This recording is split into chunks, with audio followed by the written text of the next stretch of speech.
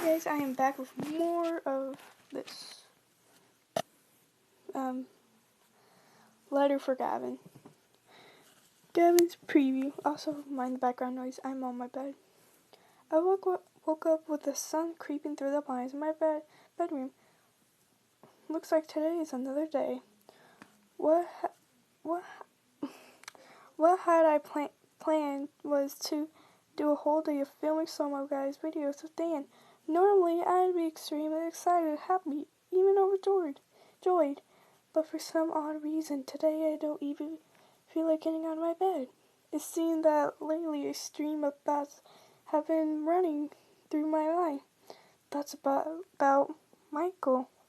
And it's been bugging the crap out of me, considering I don't even know why I'm thinking of him so much.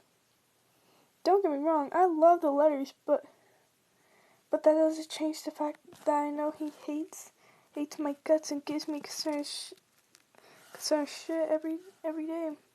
What made him have a chance of heart? Nevertheless, I still miss seeing them the most. You could say that's my main source of conception thoughts about him. But I can't help it. I really miss the way he shouts at me whenever I annoy him, or the way his forehead crosses whenever he gets mad. And I hate, and I fuck. I even love the adorable curls of his smug little head. Wait, did I just thought about his hair was adorable? What the fuck? Okay. Just then, as he was on cue, Dan came bursting through the door. "Oi, B, breakfast is ready." I smiled at him, lazily rolling out of my bed. I walked in the kitchen to see a pile of flapjacks, fuck yeah, resting on the plate with a tall glass of orange milk, my favorite. I quickly devoured my food while Dan went over our videos for today. So today we're doing the videos for Banger Week, he said with a laugh as he saw me with mouth stuffed with food.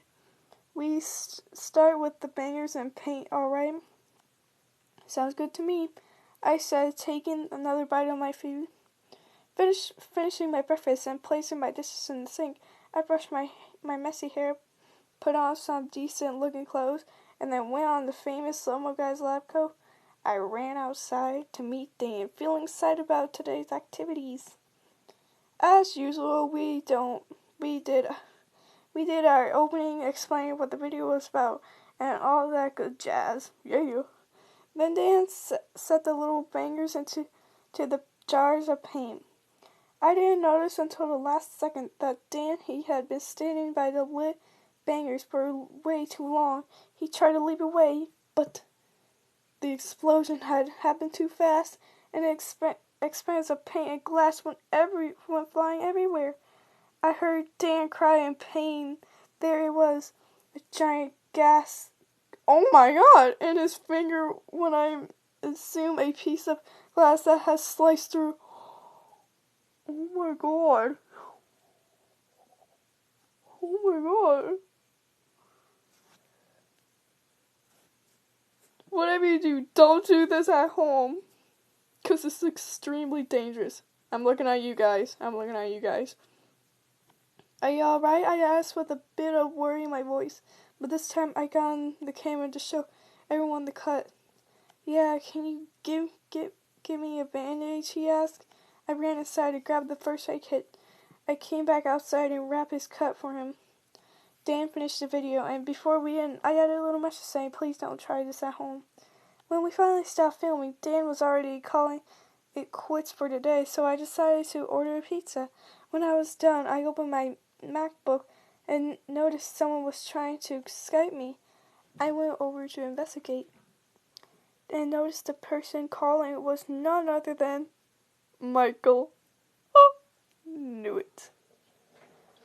I could feel the edges of my mouth move into an idiotic grin, and in just that instant, my day went from great to even better. I answered the call to see Michael's face upon my screen.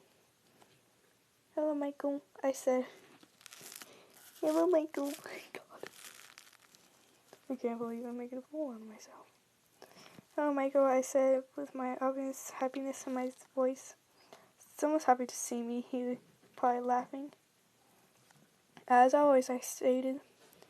So now we are going to send letters and shit to each other. Other budgies, I had to see you in person, Gav, he said softly. His statement left me confused when he was treating me so much better than he used to. Michael, why do you miss me so much? I asked truthfully.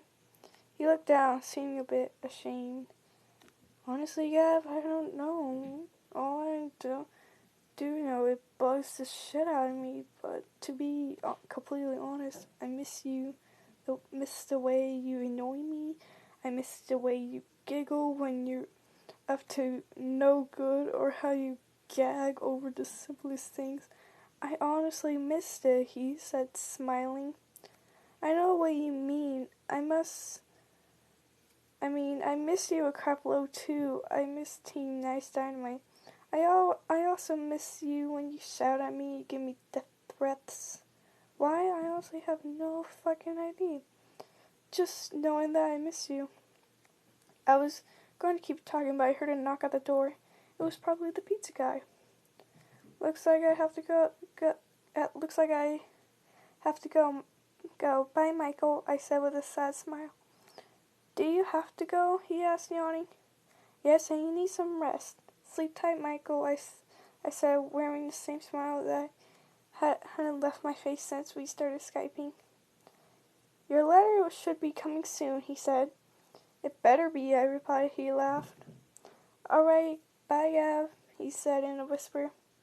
I closed my laptop and headed out on my room. This is going to be a long 6 months. Next. I'm actually enjoying this. Michael's preview. Michael, are we close to the house yet? I rolled my eyes. Yes, Gav, you got to learn to be patient. We were riding in boats back to our house. We had built together. Gavin and I need some gold supplies, so we went out further. Now we knew existed to retrieve them. We had picked a large island that was surrounded by trees and set up a little home for us while we mined. We spent a total of 5 days on the island gathering many useful tools. Gavin did most of the mining. I mostly got stuck and got attacked by monsters, but he didn't mind. He helped me find iron and diamond and was happy to help save me. We made a good team, Gav and I. As much as fun we had, we were happy to finally be home. Gavin got out of the boat first, holding out his hand to help me out. I took it happily, and even though I was out of the boat, we didn't let go. Gavin opened the door, running to his Weasley wolf phone. God. Oh, who's it go by? You want a bone, little buddy? Gavin cooed. I smacked and rolled my eyes, closing the door behind me. It was good to be home. After putting our supplies in chests and whatnot, I returned outside watching the sunset.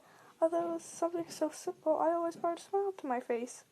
I stood by the fence, turning around briefly, and smiling at the sight of Gavin coming outside to join me. He stood close to me, smiling just as big as I was.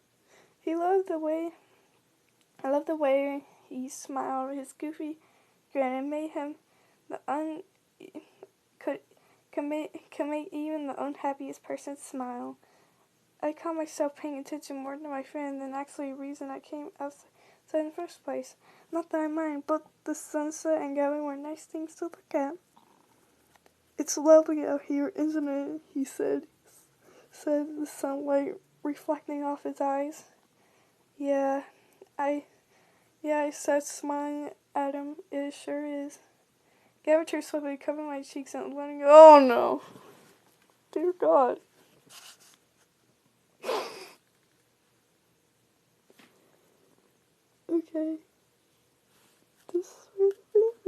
hurts. You guys. Oh god. Okay, let's get this over with. Gavin turned swiftly, cupping my cheek, and letting our lips meet. They left as soon as they met mine, but the feeling it gave me never pressed. I'm sorry, Michael, I shouldn't have. Gavin said sadly, turning away, heading for the door. I grabbed him by the wrist, pulling him into his... Oh, no. Can we please stop?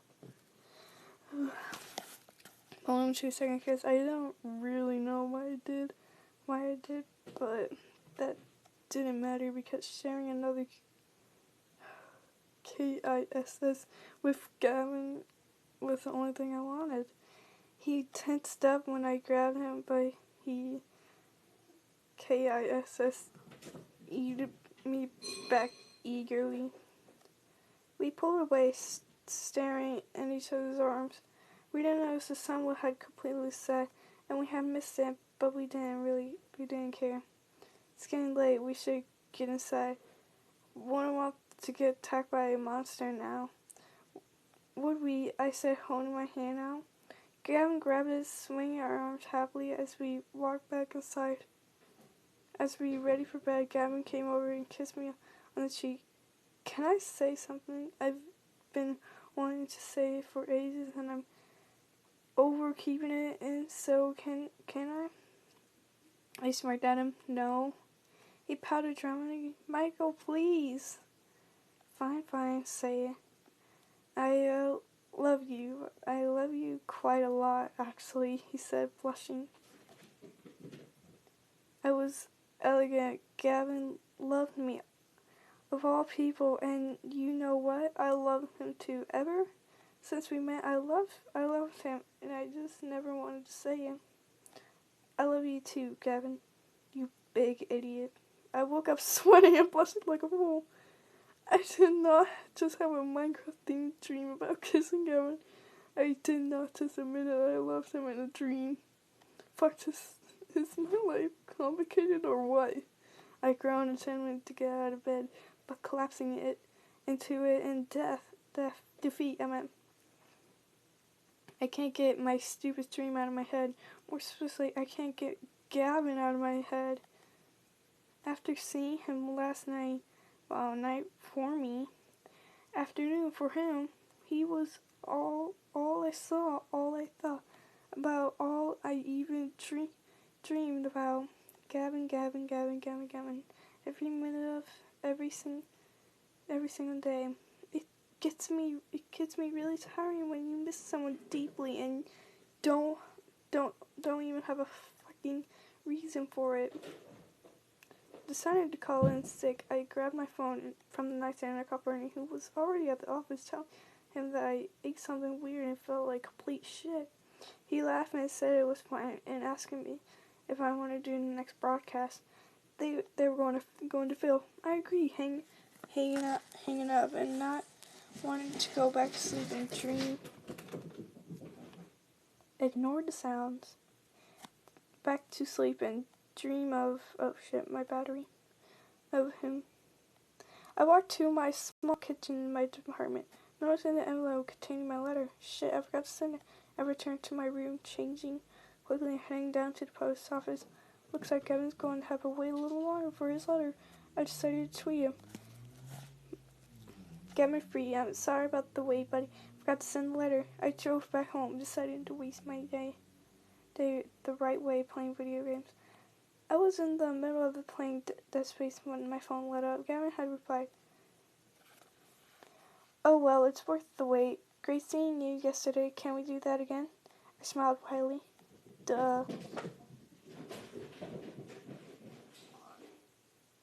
Oh. Episode 4 will come out soon enough. Bye.